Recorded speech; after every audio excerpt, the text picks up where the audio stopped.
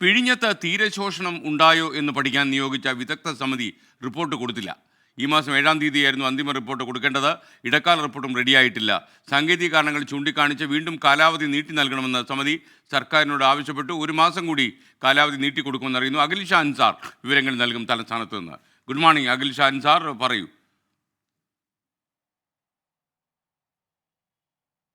SKN good morning. നമുക്കറിയുന്നത് പോലെ തന്നെ മത്സ്യത്തൊഴിലാളികളുടെ വിഴിഞ്ഞവുമായി ബന്ധപ്പെട്ടുള്ള സമരം 150 ദിവസത്തോളം നീണ്ട സമരം, അതിന് പരിഹാരമാക്കാൻ വേണ്ടിയിട്ടാണ് ഇത്തരത്തിൽ വിഴിഞ്ഞം തുറമുഖവുമായി ബന്ധപ്പെട്ട് വിഴിഞ്ഞത്ത് തീരശോഷണം ഉണ്ടായിട്ടുണ്ടോ എന്ന് പഠിക്കാൻ സർക്കാർ വിദഗ്ധ സമിതിയെ നിയോഗിച്ചത്. 2022 ഒക്ടോബർ മാസത്തിലാണ് ഇത്തരത്തിലൊരു സമിതിയെ നിയോഗിച്ചത്. എന്നാൽ ഇന്ന് ഇതുവരെ ഈ സമിതിക്ക് ഇതുമായി ബന്ധപ്പെട്ട റിപ്പോർട്ട്, അന്തിമ റിപ്പോർട്ടോ ഒപ്പം ഇടക്കാല റിപ്പോർട്ടോ സമർപ്പിക്കാൻ സാധിച്ചിട്ടില്ല എന്നുള്ളതാണ്.